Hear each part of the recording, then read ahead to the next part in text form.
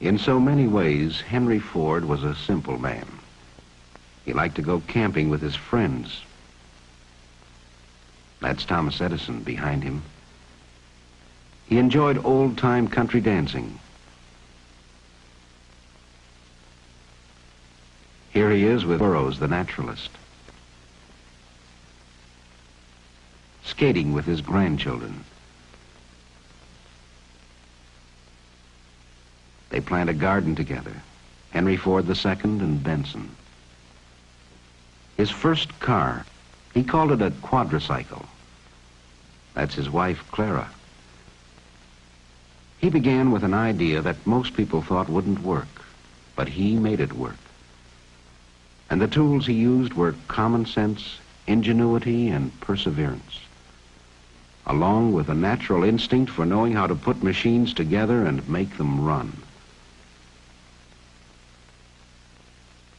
He was born into a world of limited horizons, and though he left the farm that might have been his heritage, he never lost his love for the land and the everlasting cycle of seed time and harvest. What he accomplished helped men put the burden of work on machines and broke the barriers of space and time, of isolation and distance. His life was a paradox.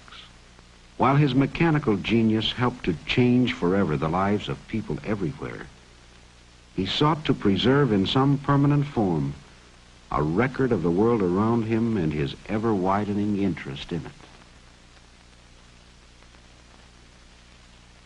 He collected buildings the way others collect stamps and put them in a village where time stands still.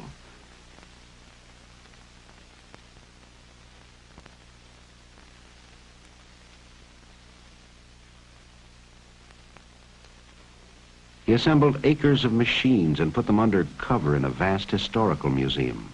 And early, he discovered the astonishing capacity of the motion picture camera to document for all time whatever it saw when the crank was turned. In April 1914, at his Highland Park plant, he organized a motion picture department which through the years produced films that were shown in theaters and schools throughout the country, travelogues, newsreels, and documentaries that touched on nearly every facet of American life.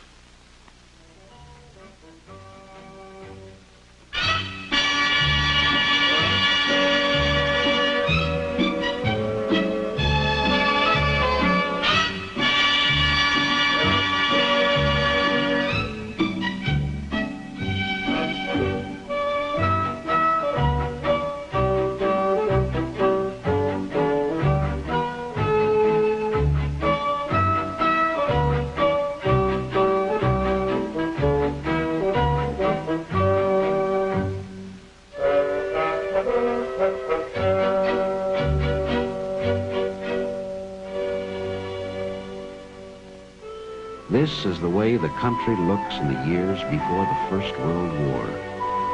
Rich, rolling, but often inaccessible. The man on the farm works as his forefathers have. It's a hard life for man and beast.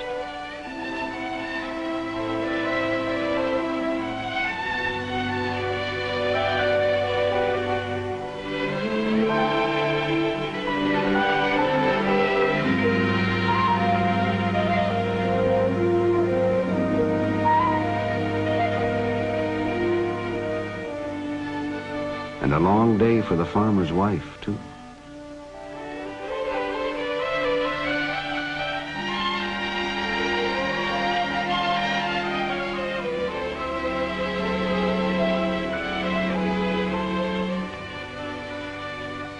Many a quiet evening at home, because there's no place to go and no light to read by. A man thinks twice before he goes to market on roads like this.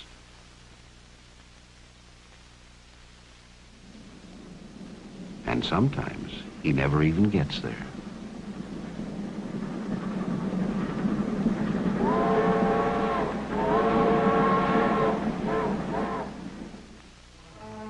It's a long walk to school on a muddy road.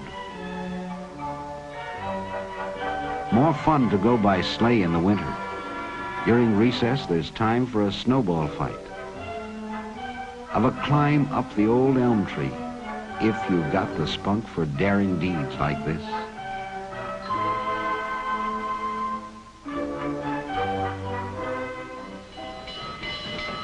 The one sure way to get someplace is on a train.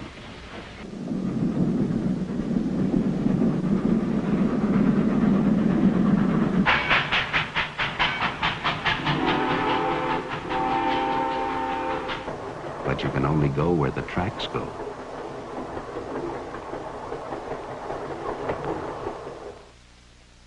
Life in the city moves at a slow pace. This is Pennsylvania Avenue in Washington. No trip to the Capitol is complete without a tour of the White House. President Wilson lives here now. The East Room, with its chandeliers and shiny floors.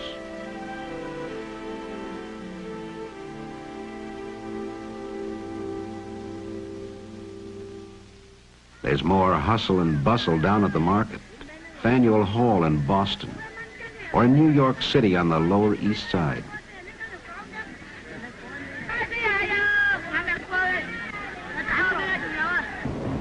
Always plenty to do and see in the big town. Ride the elevated train, all the way from the Battery far uptown.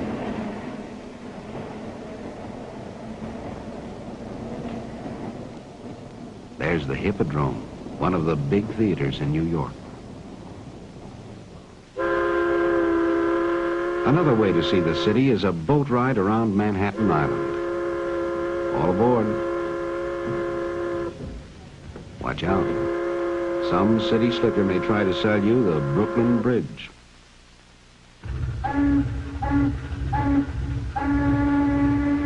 We're passing the Battery with its famous aquarium. There's a Navy cruiser at anchor.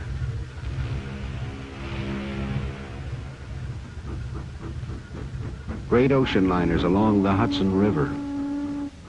Mighty tall buildings in New York City. The Flatiron Building, shaped like a triangle. And the Woolworth Building, 60 stories high, tallest in the world. Look at that traffic on Fifth Avenue.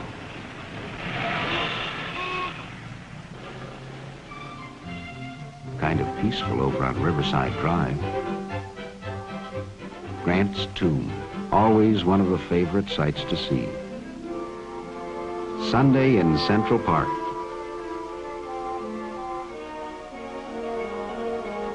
There's no place like it for a leisurely stroll or a boat ride on the lagoon.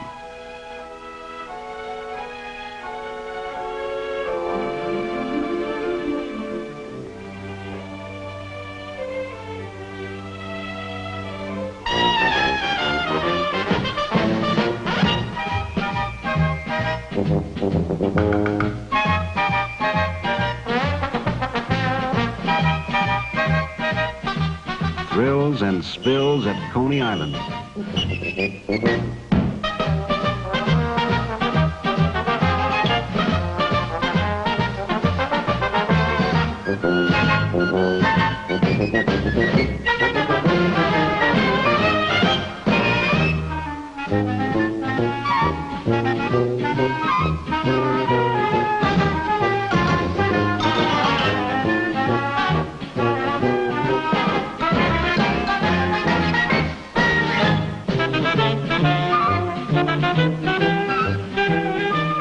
They say some folks even get wet if the water's warm enough.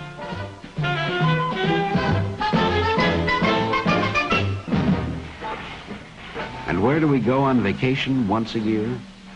Atlantic City, of course. No, that's not a real elephant. It's a hotel at the end of the boardwalk.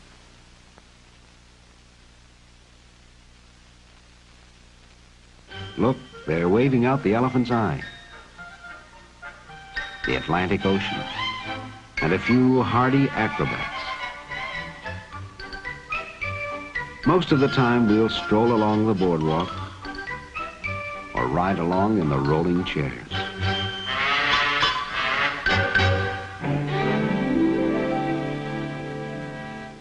Every city has a pretty park. This is Belle Isle near Detroit, with lagoons for a quiet afternoon ride in a canoe, if you don't mind the crowds. Some like to dance, while others gather around the piano to listen. In the winter, the adventurous go ice skating. It's easy if you know how.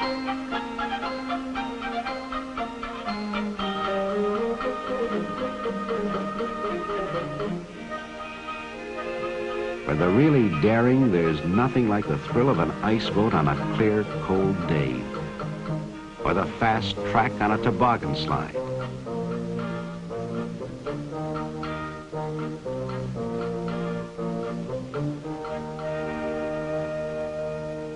And there's plenty of speed at an auto race once they get going.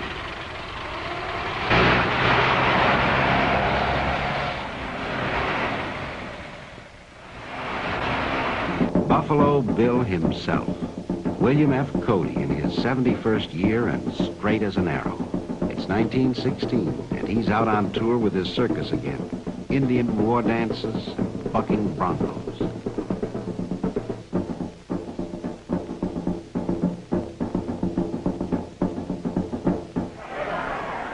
The opening of baseball season, and time to throw out the first ball.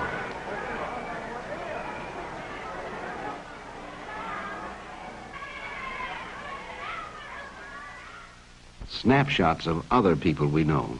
John Burroughs, the naturalist, waves to admirers. Luther Burbank, an expert in horticulture. In his experiments, he's removed the spines from the cactus. Says it's good to eat, too. We'll take his word for it. Thomas Edison in San Francisco in 1915. He's out for a drive with his wife and Mr. and Mrs. Harvey Firestone. Joseph G. Cannon of Illinois, former Speaker of the House of Representatives. Will Rogers, America's favorite humorist.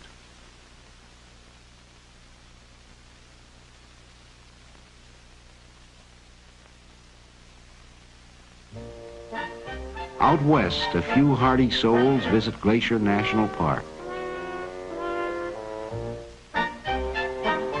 They go for a climb. A little short on equipment, but strong in spirit.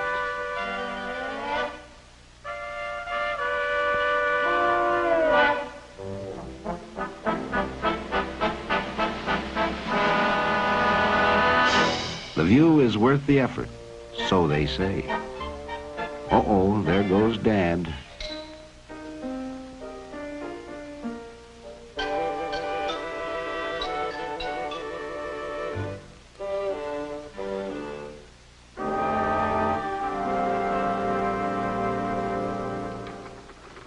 It's not all play. There's still work to be done, and no limit, it seems, to our natural resources.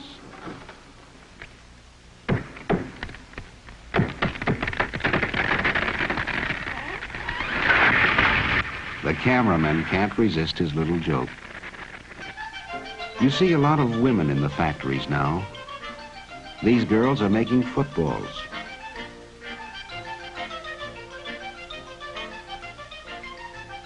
And these are making hats.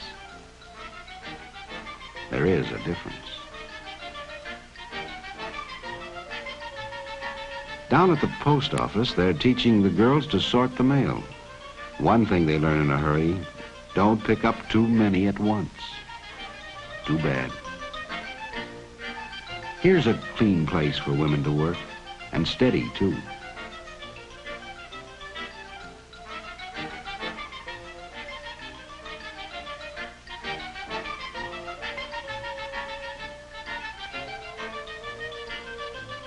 Some men change their collars twice a week. Machines do more and more of the hard work these days. For instance, here's the way they assemble the spokes and make the wheels for the Model T Ford in Highland Park, Michigan.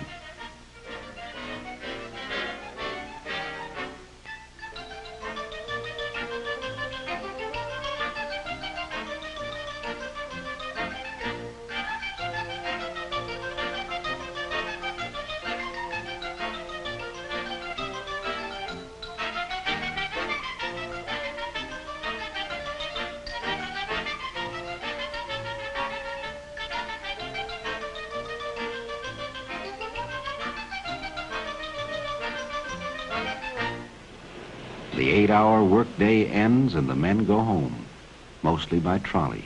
Not many can afford to buy a car of their own yet.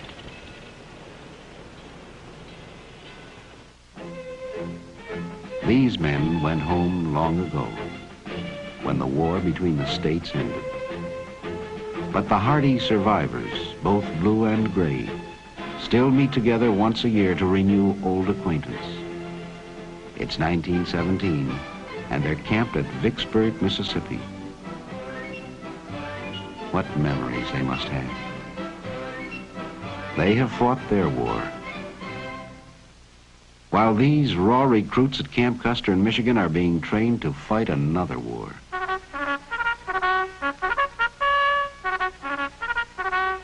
The call goes out and youth responds enthusiastically.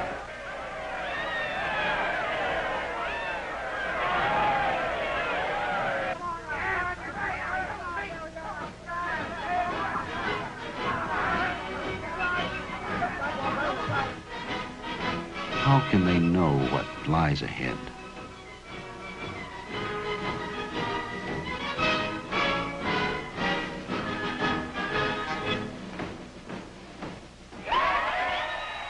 Just a year ago, we re-elected Woodrow Wilson as president. Now we're in a war we hope to avoid, but we're confident he'll lead us to victory. The mood of the nation changes. We talk about Liberty loans and Liberty cabbage. Food will win the war, and Uncle Sam needs you. Old heroes are popular again. Here's Theodore Roosevelt, surrounded by crowds wherever he goes. Everything's just bully. And there's a parade in every city and town.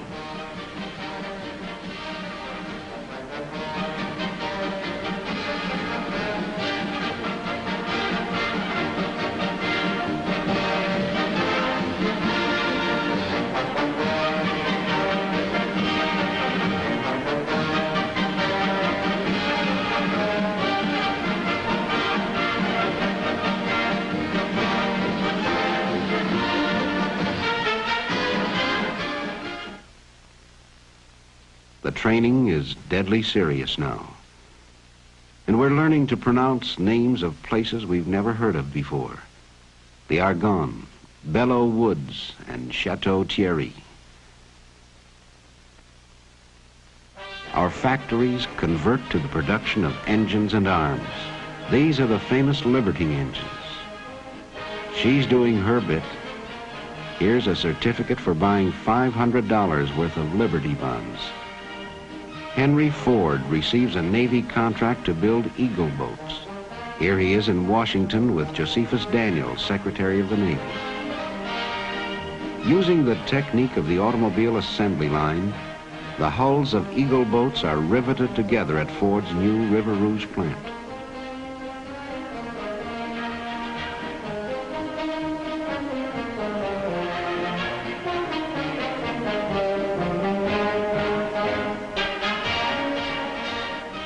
The launching of an Eagle boat. Sleek and fast, built for anti-submarine warfare.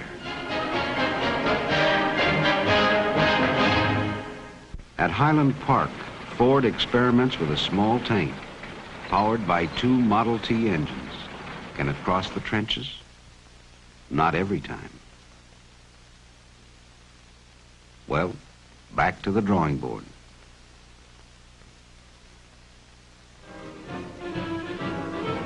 The city of Detroit turns out to say goodbye and good luck to those who go to fight in foreign fields.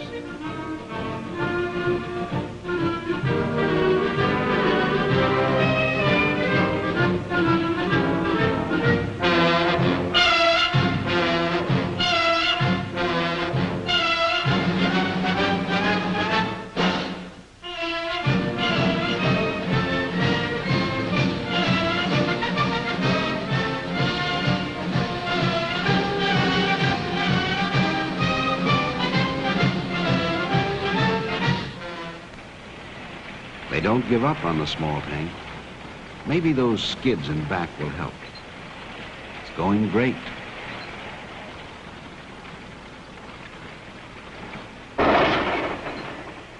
Too bad.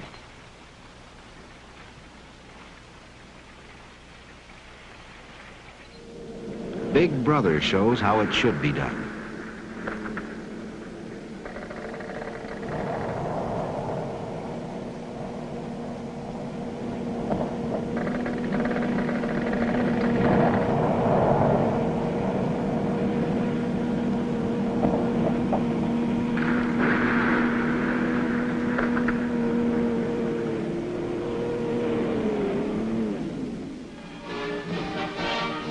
At Highland Park, the men turn out for a patriotic parade and rally.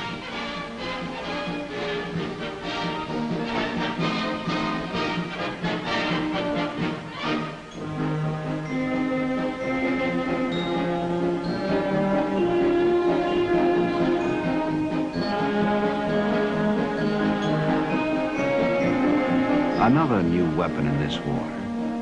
Not very effective as yet, but there's glory for the men who fly them. This is the first model of the Martin bomber.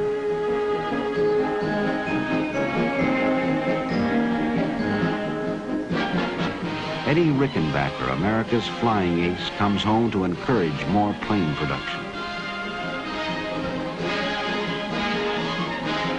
Here's how they manufacture Curtiss H-type flying boats.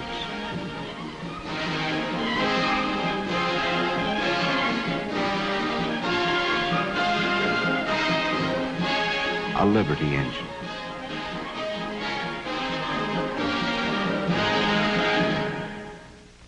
The faces of America at war. These are men working in the shipyard at Hog Island. The Red Cross girl, a familiar and friendly sight. Captain Kittle. He's worked at the Bureau of Engraving in Washington since 1864. Barracks life in an army camp.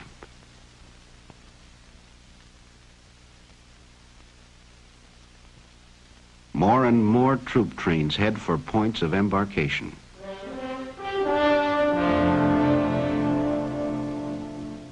The last cup of coffee before we shove off.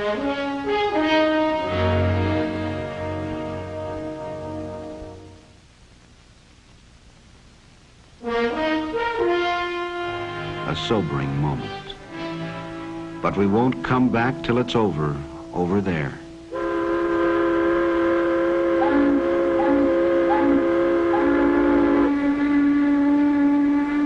Meanwhile, back at the tank test, there goes another one.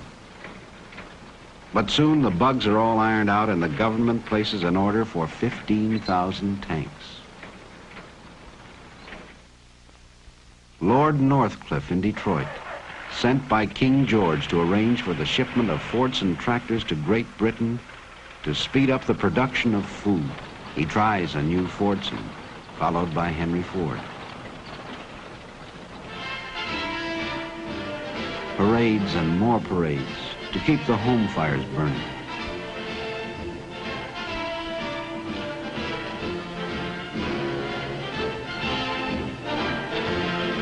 Now's the time to buy Liberty bonds so we can finish the job we've started. Keep buying them, mister. And then it's over. All over. And the world is safe for democracy.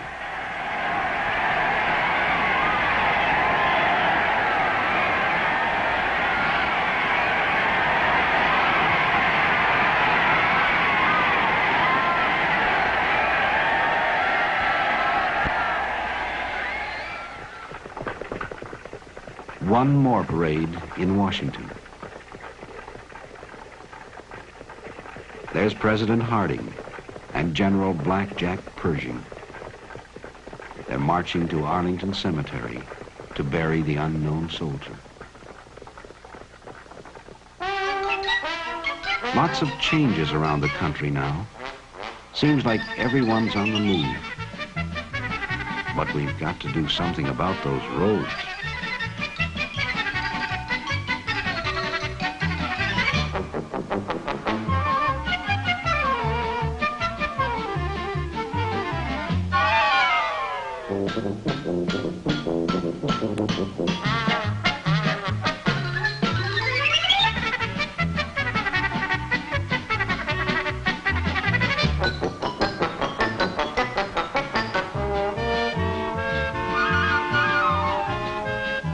It takes forever to cross a river this way.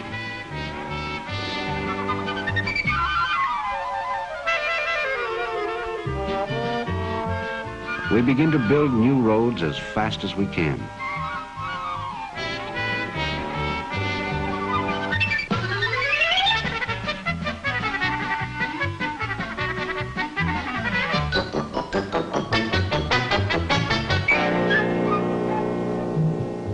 Mighty smooth riding now.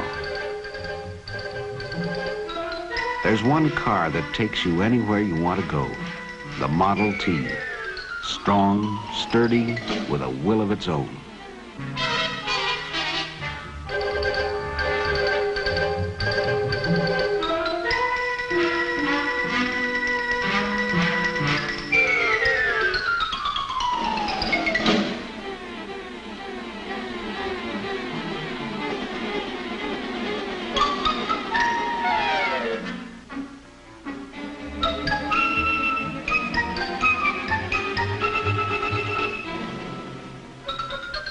Here's how they put them together at the Highland Park plant.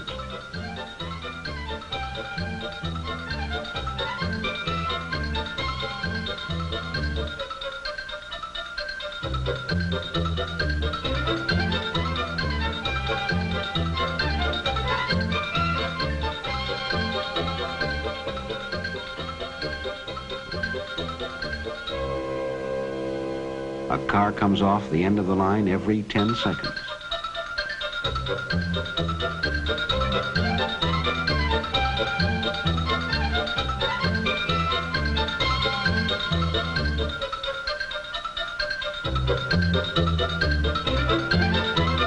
Dealers sell them in just about every town in the land.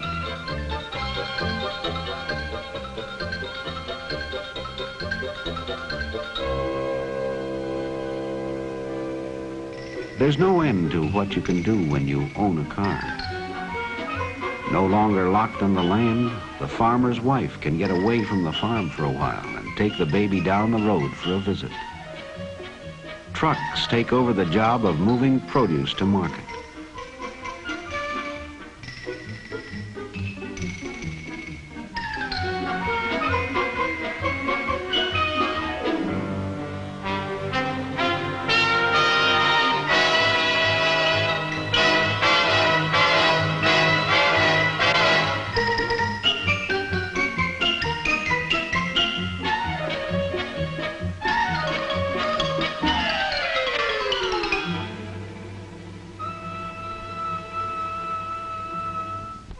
The Sunday afternoon drive becomes a national habit. This is the Columbia River Highway out in Oregon, built in 1917.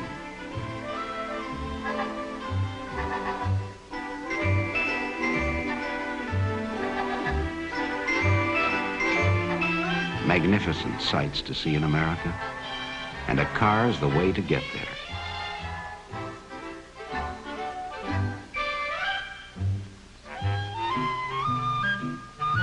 Watch, that bear is hungry.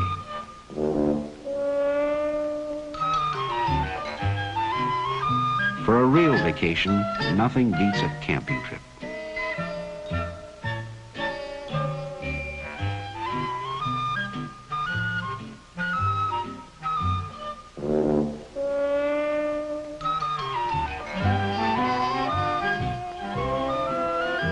Picnics in the park, or alongside the lake.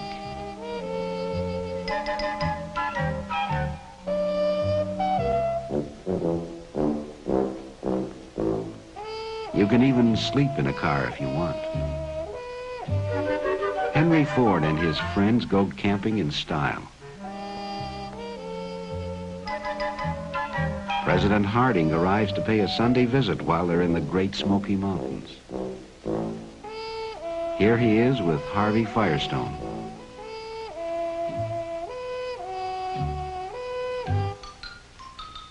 Ford chops wood for exercise.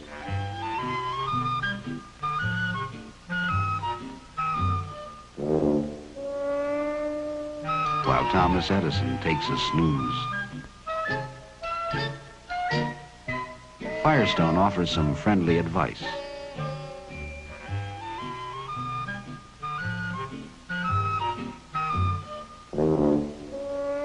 The president takes a turn with the axe. Ford, Edison, and the president read the papers. One way to keep them down on the farm, buy a tractor. They're selling more every year.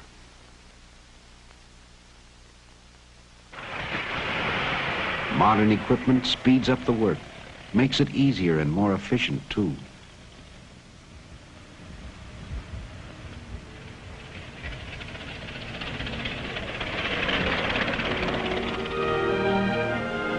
Now electricity does the chores for the farmer's wife.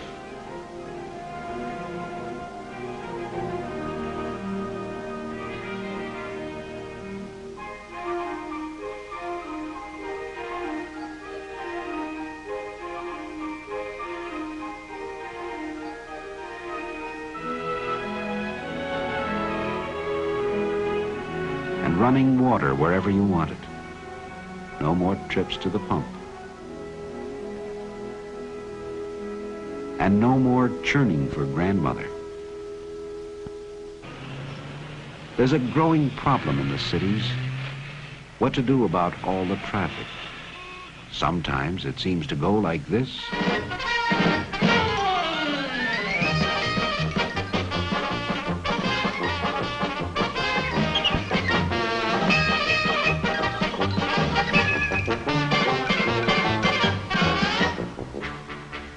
And there's a parking problem, even in small towns. The policeman has a new responsibility, directing traffic.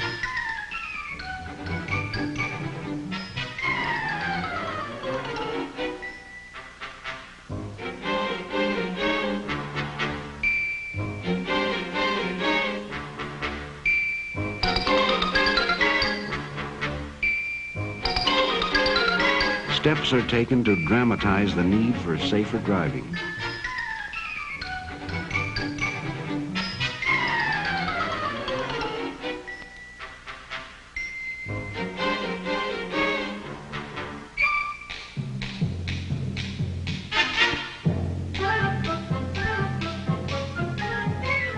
Special motion pictures show what can happen when we're not alert.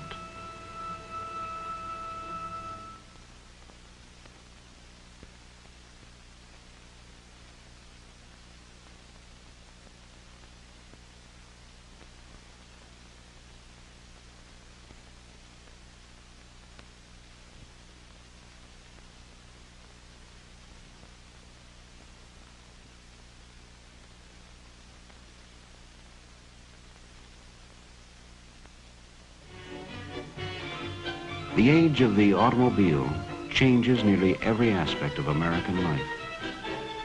The tempo quickens in city and country.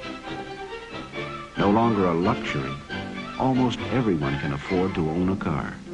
And sometimes it seems that we're all on the road at the same time.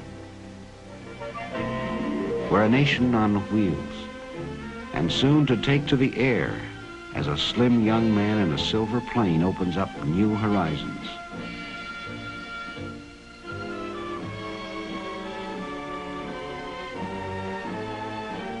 Here he is, Charles A. Lindbergh, landing at the Ford Airport.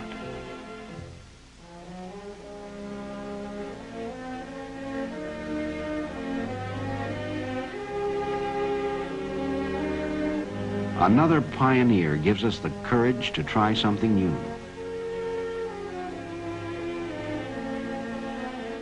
In no time at all, there are scheduled flights to anywhere you want to go. The dimensions of time and space are further diminished. A new age begins, and we move forward with it. Yet as we go, we preserve the past to mirror the accomplishments of those who have shown us the way to the future.